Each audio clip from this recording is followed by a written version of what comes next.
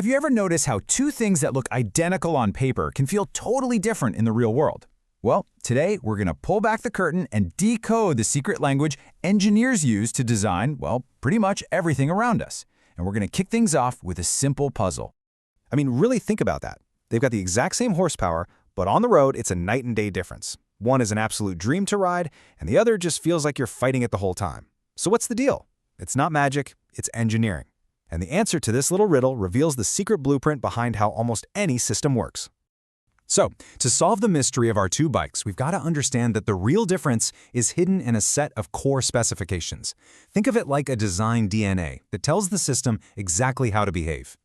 And that's the magic word right there, parameters. It's just like how you might describe a person using their height or their skills. Well, engineers use parameters to describe a system. These are the specific, measurable numbers that define its personality, and they're exactly what make our one bike feel so smooth and the other not so much. All right, so let's do this. Let's build our own perfect motorcycle, piece by piece, by really getting a handle on its three most important design parameters. And we're going to start with the heart of the machine, its raw power. So our first parameter is called gain.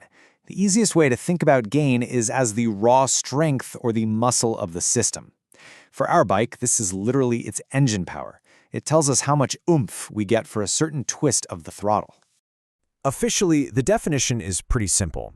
Gain is just the ratio of the output to the input. You know, how much do you get out for what you put in? It's basically a measure of amplification.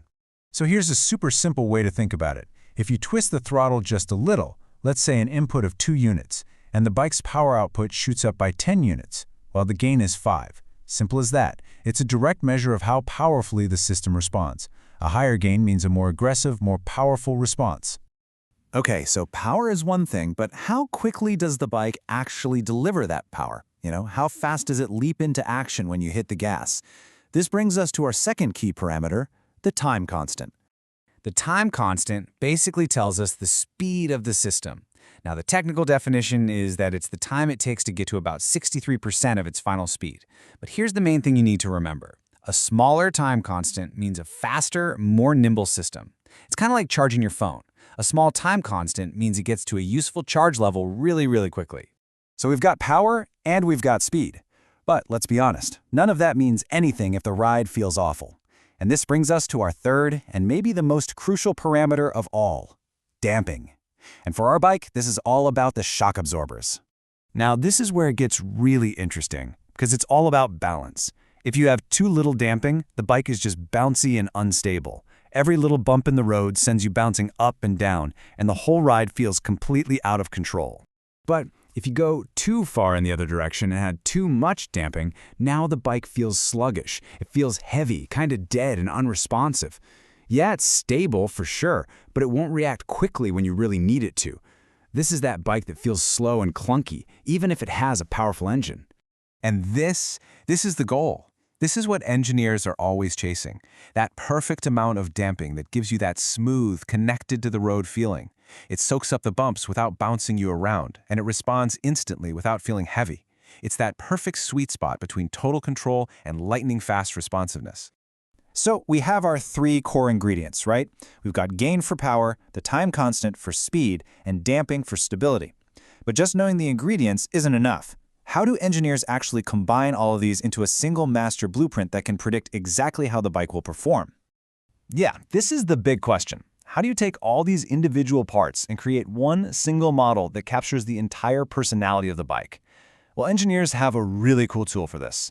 It might sound a bit complicated at first, but the idea behind it is actually pretty beautiful. It's called the transfer function. And honestly, the best way to think about it is as the system's unique mathematical fingerprint.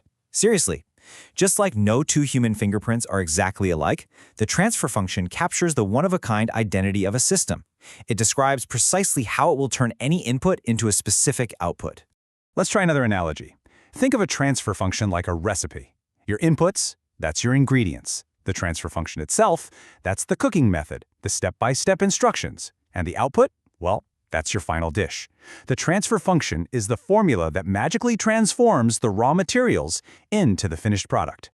A mathematical recipe is fantastic, but sometimes you just need a picture, right? A blueprint. And to visualize how all the parts of a system connect and talk to each other, engineers use a really simple but powerful tool called a block diagram. A block diagram is basically a flow chart for how a system works. Imagine a factory assembly line. The arrows show the flow of information or materials moving down the line.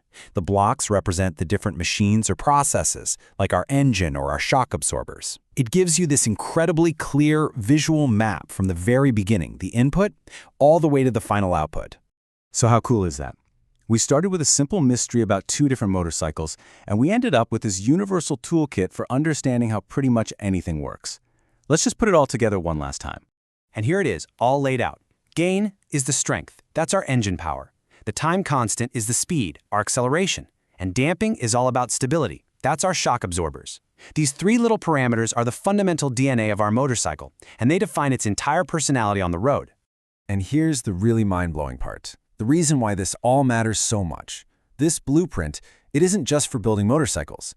It is the exact same fundamental language that's used to design the thermostat in your home, to manage the battery life in your phone, and even to control a rover exploring the surface of Mars. It's the universal code for how systems behave.